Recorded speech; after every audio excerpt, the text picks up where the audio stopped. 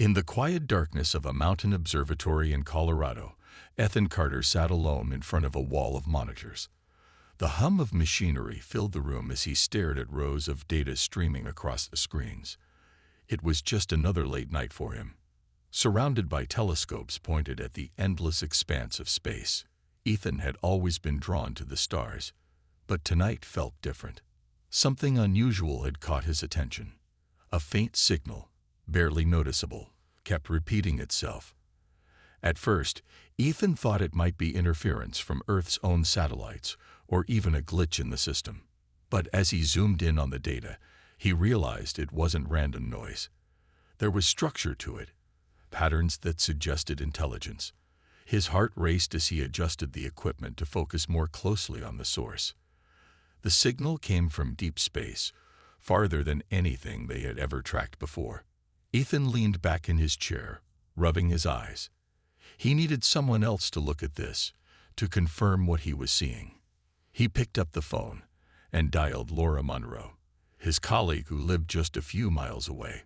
She answered groggily, but agreed to come in when Ethan explained how strange the signal was. Within 20 minutes, Laura arrived, her dark hair tied back in a messy bun and a cup of coffee in hand. "What do you have?" she asked, setting the coffee down and pulling up a chair beside him. "Listen to this," Ethan replied, playing the recording. The sound was eerie, a series of tones followed by static. Then, faintly, almost drowned out by the distortion, came a voice. Human. Or at least it sounded human.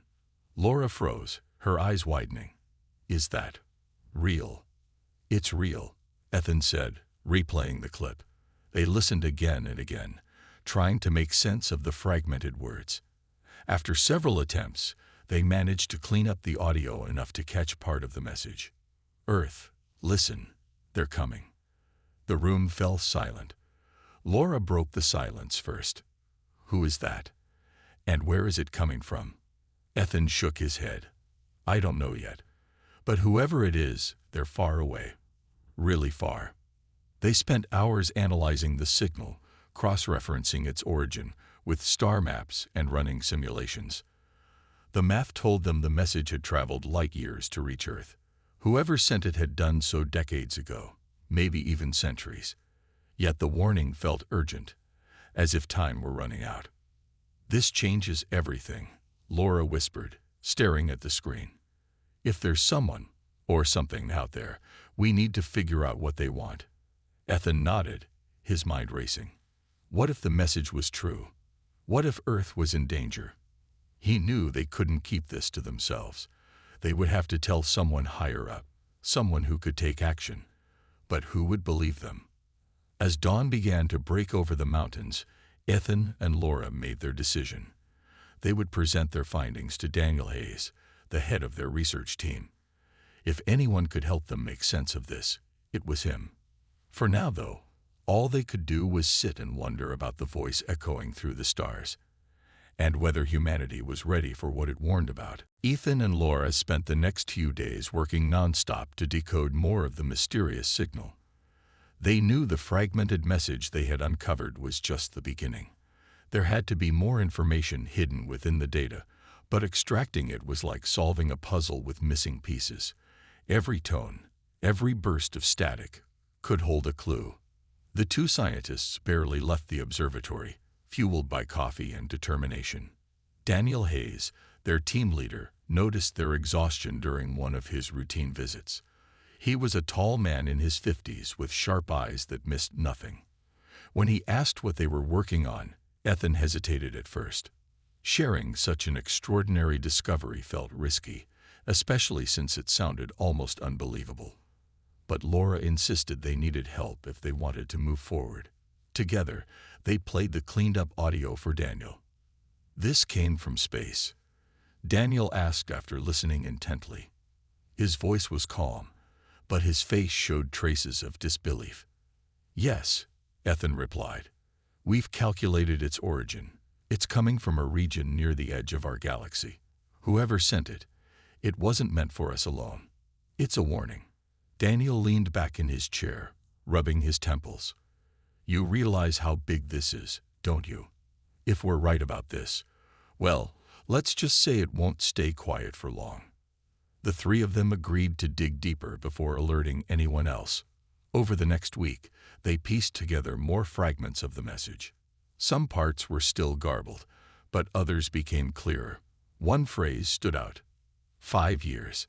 Another mentioned ships and weapons. It all pointed to one chilling conclusion: Earth was facing a threat that would arrive in 5 years. Laura grew increasingly uneasy as the implications sank in. What if no one believes us? She asked one night while reviewing the data. People might think we're making it up or jumping to conclusions. They'll believe us when it's too late, Ethan muttered under his breath. He glanced at Daniel, who sat quietly staring at the screen. We can't wait until then. Daniel finally spoke up. Let's put together everything we've found so far: audio, calculations, analysis, and present it to NASA headquarters. If anyone has the resources to investigate this seriously, it's them. It took another week to compile their findings into a comprehensive report. By the time they were ready, Ethan felt both hopeful and anxious. What if they dismissed the discovery as paranoia? Or worse, what if someone tried to bury it? When they arrived at NASA headquarters in Houston, Texas, they were greeted by a panel of scientists and engineers. Ethan presented their research, playing the clearest parts of the message and showing detailed maps of where it originated. The room fell silent as the presentation ended. For a moment, no one spoke. Then Dr. Rachel Meyer, a senior astrophysicist, broke the silence. This is incredible work. But even if we accept that this message is real, how do we know it's credible? It could be a hoax or some kind of natural phenomenon mimicking language. Ethan braced himself for skepticism. I understand your doubts, but look at the math. Look at the patterns. This isn't random. Someone, or something, wants us to hear this.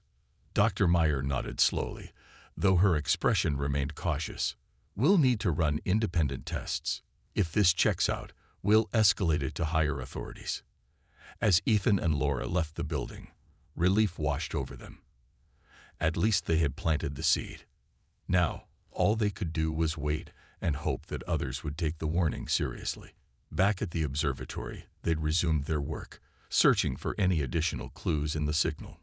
Little did they know, their discovery would soon ripple across the world and change everything forever. Weeks passed after Ethan and Laura's presentation at NASA, but nothing seemed to happen. The two scientists returned to their routine at the observatory, though unease lingered in the air. They couldn't shake the feeling that time was slipping away. If the message was true, and they were certain it was, Earth had only 5 years to prepare for whatever was coming. Meanwhile, strange events began unfolding around the world. Reports poured in of unidentified objects, seen moving erratically near Earth's orbit. Pilots described seeing dark shapes darting across the sky, too fast to be human-made aircraft. At first, these accounts were dismissed as weather anomalies or tricks of light. But as the sightings increased, people started paying attention. Emma Brooks, a journalist based in Chicago, noticed a pattern in the reports. She had always been drawn to stories about the unknown. And this one felt different. Something big was happening, and no one seemed willing to talk about it openly. Determined to uncover the truth, Emma dug deeper into the growing number of eyewitness accounts. Her research led her to an article mentioning unusual signals detected by astronomers, a detail that caught her eye. Curious, Emma reached out to Laura Munro, whose name she found linked to recent studies on deep space phenomena. To her surprise, Laura agreed to meet. Over coffee in a quiet cafe, Emma laid out what she knew. I've been following these UFO sightings, Emma said, leaning forward. But there's more to it, isn't there? Something bigger. Laura hesitated, glancing around the room before answering. You're not wrong. We've picked up something unusual. A signal from space. It's not natural. Emma's eyes widened. What does it say? Laura sighed, lowering her voice. It's a warning. About an invasion. The word hung heavy between them. Emma pressed for details, and Laura reluctantly shared parts of the decoded message. By the end of their conversation, Emma was convinced this story needed to be told. "People deserve to know," she said firmly. "If we sit back and do nothing, we're gambling with lives." Though hesitant at first, Laura agreed to collaborate. Together, they decided to gather more evidence while keeping their partnership secret. Emma began reaching out to other sources: pilots, amateur astronomers, even retired military personnel who claimed to have witnessed strange activity in the skies. Each account added weight to the growing mystery.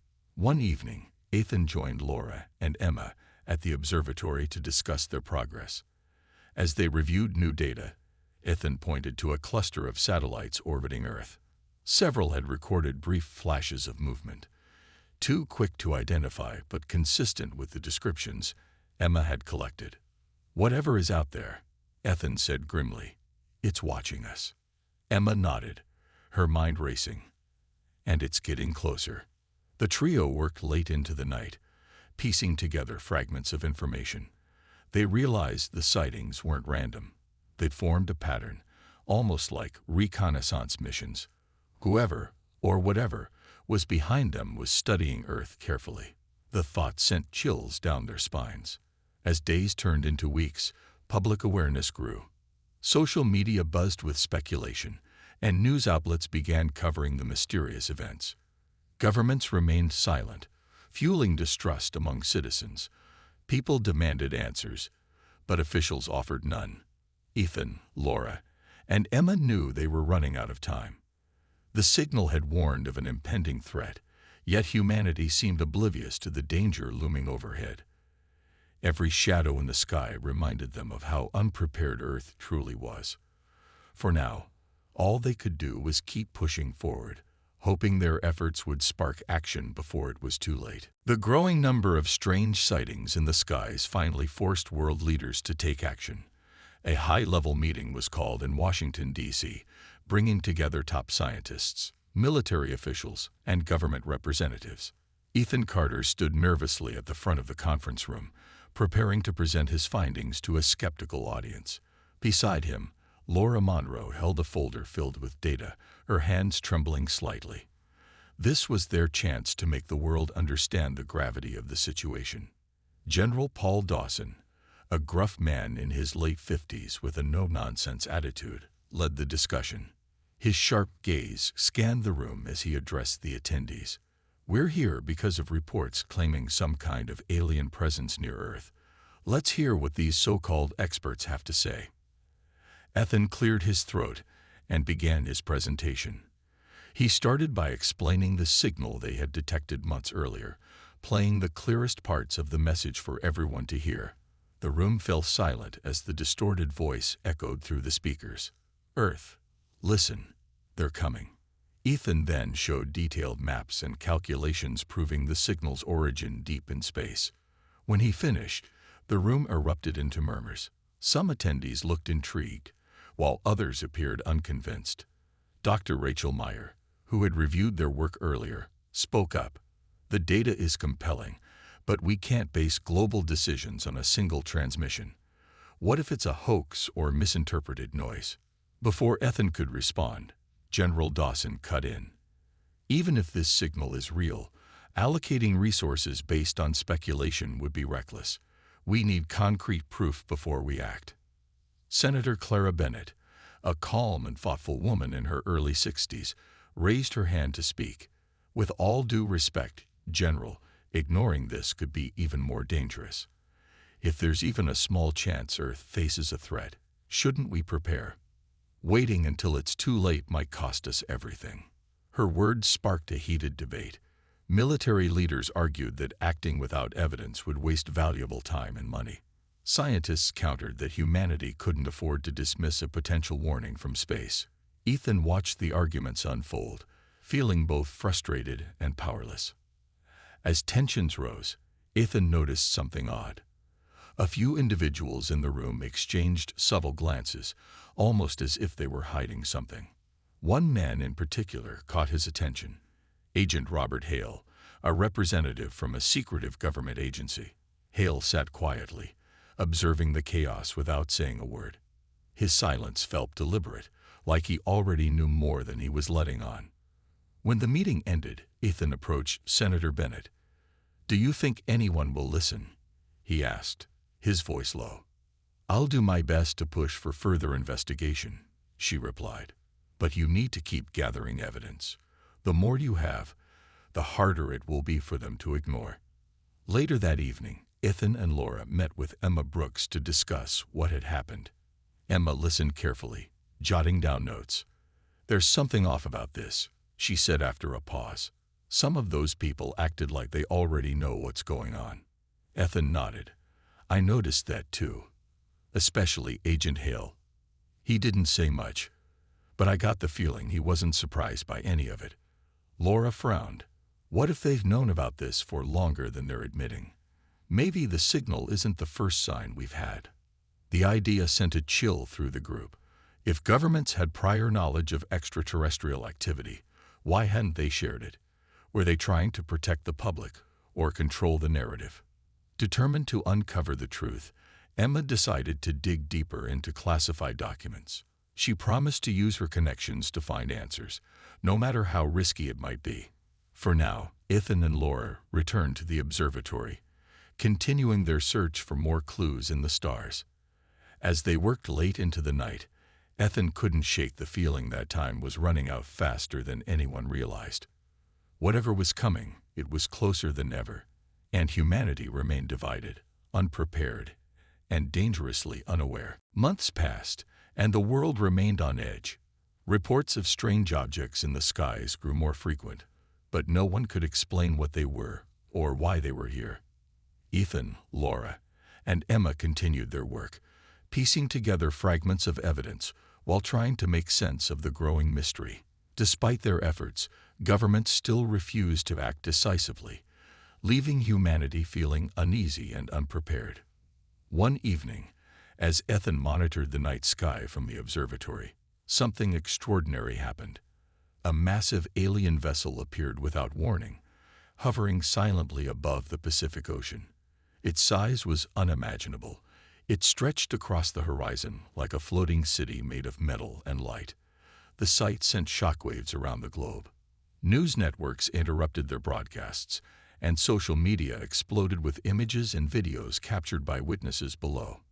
Laura rushed to join Ethan at the observatory, her face pale with disbelief. "Is this really happening?" she whispered, staring at the live feed on the monitors. "It's happening," Ethan replied, his voice steady despite the knot of fear tightening in his chest. He quickly adjusted the telescopes to get a closer look at the ship. It was unlike anything humanity had ever seen. Smooth, metallic surfaces shimmered under the moonlight, and faint pulses of energy radiated from its edges. As people around the world watched in awe and terror, the alien vessel broadcast a single phrase in perfect English: "We have heard you." The message echoed through every communication channel, reaching every corner of the planet. For a moment, there was silence. Then chaos erupted.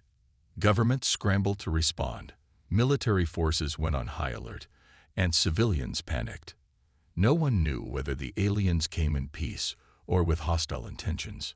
Ethan immediately thought of Ryan, the mysterious voice from the signal. Could he be connected to this? Was he aboard the ship?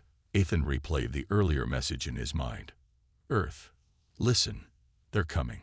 This had to be what Ryan warned about. But how? Emma called Ethan and Laura later that night, her voice trembling with urgency. "This changes everything," she said. "Humanity can't ignore it anymore. Whatever these beings want, we need answers now." The next day, world leaders held an emergency summit to decide how to proceed. General Paul Dawson argued for immediate action, suggesting they prepare weapons in case the aliens turned hostile. Senator Clara Bennett, however, urged caution. "We don't know their intentions yet," she said. "Firing first could provoke a war we can't win." While debates raged, Ethan worked tirelessly to analyze the alien ship. Using advanced imaging tools, he discovered patterns in its movements that suggested it wasn't alone. Smaller vessels detached from the main craft, spreading out over the oceans and continents. They seemed to be scanning the planet, gathering information. Laura stayed by his side, helping process the data. "What are they looking for?" she asked, her voice filled with unease. "I don't know," Ethan admitted, "but I think they've been planning this for a long time." As the days passed, humanity braced itself for what might come next. Communications attempted by scientists and diplomats went unanswered. The aliens remained silent, watching and waiting. Fear spread like wildfire, and protests erupted in cities worldwide. Some demanded retaliation, while others pleaded for peace. In the midst of the turmoil, Ethan couldn't stop thinking about Ryan's warning. If the aliens truly had heard Earth's call, then Ryan's message must have reached them somehow. But where was he now? And what role did he play in all of this? The appearance of the alien ship marked a turning point. Humanity's future hung in the balance. And no one, not Ethan, not Laura, not even Emma, knew if Earth would survive what came next. All they could do was wait and hope that somehow, somewhere, a human voice would still echo loud enough to bridge the gap between worlds. Emma Brooks spent days digging through classified documents, using every contact and resource she had. Her instincts told her that the governments of the world weren't being honest about the alien presence. She finally uncovered something shocking. Humanity had encountered extraterrestrial life before. These encounters were kept secret to avoid panic, buried under layers of red tape and misinformation. One name appeared repeatedly in the files: Ryan Mitchell. According to the documents, Ryan was a soldier who had been part of a covert space mission decades ago. His ship disappeared during the mission, and he was presumed dead. But the files hinted at something else, that Ryan had been taken by the aliens. He wasn't just missing. He was alive, somewhere far beyond Earth. Emma's hands trembled as she read the details. The government had known about the aliens for years, but chose to hide the truth. Now, with a massive alien vessel hovering over the Pacific Ocean, it seemed clear that Ryan's warning from deep space was real. He must have found a way to send the message back to Earth. Determined to share what she had discovered, Emma reached out to Ethan and Laura. They met late at night in a quiet corner of the observatory, away from prying eyes. Emma laid out the documents and explained what she had found. "Ryan Mitchell is alive," she said, her voice steady despite the weight of her words. "He sent that signal. He's trying to help us." Ethan stared at the papers, his mind racing. If Ryan is alive and working with them, or even against them, he might know how to stop this. Laura nodded slowly. "But how do we reach him? How do we even know he's still on their side?" Emma hesitated before answering. "We don't. But if we can get this information to the public, maybe someone will figure it out. People deserve to know the truth." The three of them agreed to leak the documents to the press. Emma used her network of journalists to publish the expose, revealing not only the existence of Ryan's message, but also the government's long history of covering up alien encounters. The story exploded overnight, sparking outrage and protests around the globe. Citizens demanded answers, accusing their leaders of betrayal and negligence. As the scandal unfolded, Ethan noticed subtle changes in the alien ship's behavior. The smaller vessels that had been scanning Earth began moving closer to populated areas. It was as if they were responding to the sudden surge of attention. Ethan couldn't shake the feeling that the aliens were watching humanity's reaction carefully. One evening, while reviewing new data at the observation deck, Ethan received another transmission. This time, it wasn't a recording. It was live. A voice crackled through the speakers, weak but unmistakable. "Ethan, can you hear me?" Ethan froze, his heart pounding. "Ryan," he whispered, leaning closer to the microphone. "Is that you?" "It's me," the voice confirmed. "I don't have much time. They're monitoring everything I do." "Where are you?" Ethan asked urgently. "What's happening?"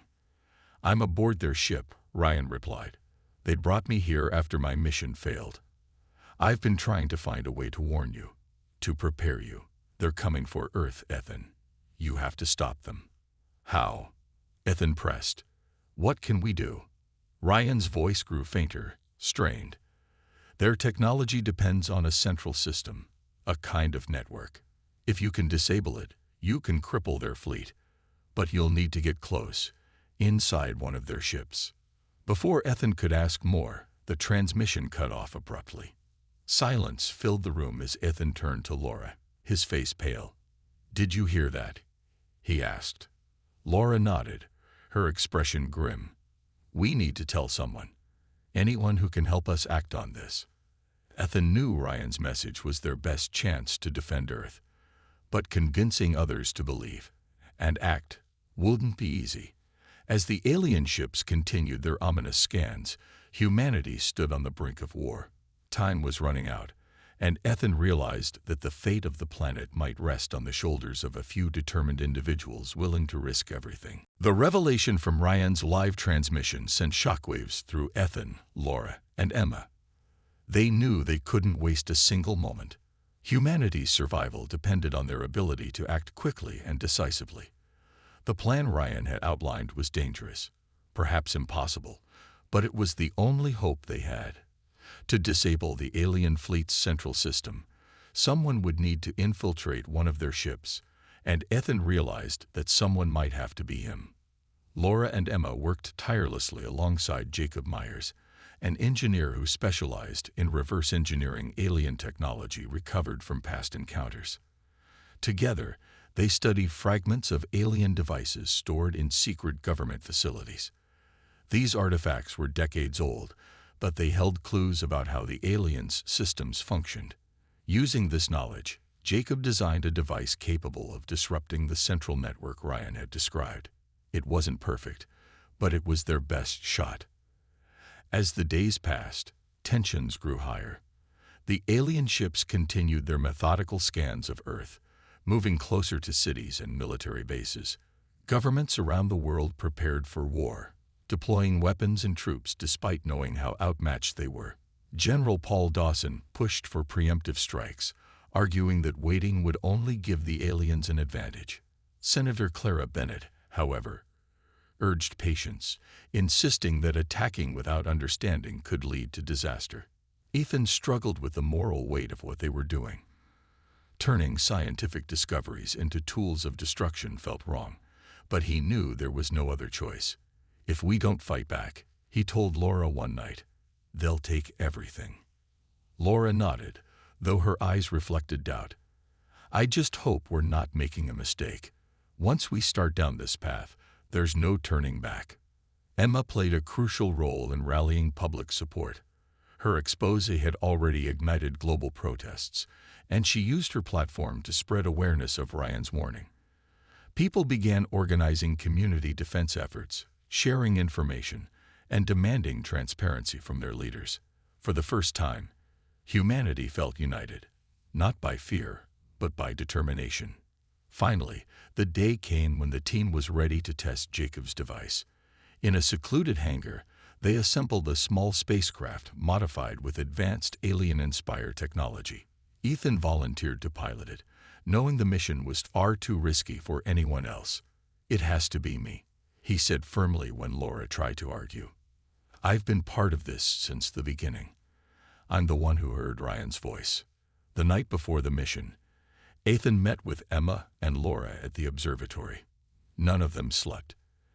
Instead, they talked about what might happen if the plan succeeded or failed. Emma promised to keep fighting, no matter the outcome. "Your story won't end here," she said. "Even if things go wrong, people will remember what you did." Early the next morning, Ethan climbed into the cockpit of the stolen spacecraft. Jacob gave him a final briefing on how to use the disruption device. "You'll only get one shot," Jacob warned. "Make it count." As Ethan launched into the sky, his heart raced. Above him loomed the massive alien vessel, its surface glowing faintly against the darkness of space. Smaller ships detached from the mothership, likely sent to intercept him. Ethan focused on his goal, repeating Ryan's words in his mind. Asterisk disable the network asterisk. Below, Laura and Emma watched anxiously from the observatory. They knew the odds were against him, but they also knew he was Earth's best chance. As the spacecraft disappeared into the stars, Laura whispered softly, "Come back to us." For now, all humanity could do was wait and pray that a single human voice, carried across the vastness of space, could still make a difference. Ethan's stolen spacecraft shot through the atmosphere, its engines roaring as it approached the alien fleet. The massive mothership loomed ahead, surrounded by smaller vessels that darted around like insects guarding a hive. Ethan's hands gripped the controls tightly, his knuckles white. He knew he was outnumbered and outgunned, but he couldn't afford to hesitate now. As he neared the mothership, one of the smaller ships broke formation and sped toward him. Its sleek surface shimmered faintly in the sunlight, and Ethan braced himself for an attack. But instead of firing, the ship sent a pulse of energy that enveloped his craft. For a moment, everything went dark. When the lights flickered back on, Ethan realized the aliens had locked onto his vessel with some kind of tractor beam. They were pulling him closer. Inside the cockpit, Ethan activated the comm system, hoping Ryan would hear him. "Ryan, if you're listening, I need your help," he said into the microphone. His voice echoed eerily in the silence. At first, there was no response, just static. Then, faintly, Ryan's voice came through. "I'm here, Ethan. Follow my instructions carefully."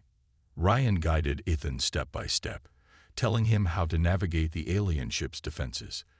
"They'll try to board you," Ryan warned, "but I can create a distraction, use it to slip inside."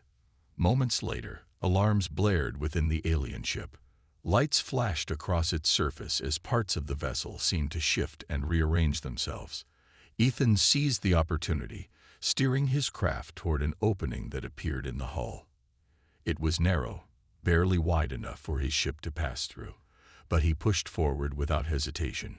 Once inside, Ethan found himself in a vast chamber filled with glowing structures and pulsating energy conduits. Everything hummed with an otherworldly power.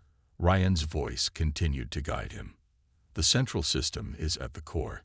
You'll need to place the device near it to disrupt the network." Ethan left the safety of his ship, carrying the small device Jacob had built. The air inside the alien vessel was cold and thick, making it hard to breathe. Strange symbols floated in the air around him, shifting and changing as if alive. Alien drones patrolled the corridors, their movements swift and mechanical. Ethan stayed low, using shadows to avoid detection. Finally, he reached the core, a massive sphere of light suspended in the center of the chamber. Energy crackled around it, sending waves of heat radiating outward. Ethan placed the device at its base and activated it. A countdown timer appeared on the screen. 10 seconds. "Get out of there," Ryan shouted over the comms. "Now." Ethan sprinted back toward his ship, dodging drones and bursts of energy that erupted from the walls. Behind him, the core began to destabilize, sending shockwaves rippling through the vessel. Alarms screamed louder as the entire structure shook violently. Reaching his ship just in time, Ethan launched back through the opening in the hull. Outside, the smaller alien ships were already retreating, drawn away by the chaos unfolding aboard the mothership. As Ethan put distance between himself and the fleet, a brilliant explosion lit up the sky. The mothership collapsed inward, consumed by its own energy. Back on Earth, Laura and Emma watched from the observatory as the fireball faded into the darkness. Tears streamed down Laura's face as she hugged Emma tightly. "He did it," she whispered. "He actually did it." Ethan's voice crackled over the radio moments later. "Mission complete," he said, exhaustion evident in his tone. "I'm coming home." Though the immediate threat had been neutralized, humanity knew this victory might only be temporary. The aliens who survived would surely return someday. But for now, Earth was safe, and Ethan's bravery had given humanity a fighting chance. A single human voice, carried through the stars, had changed everything.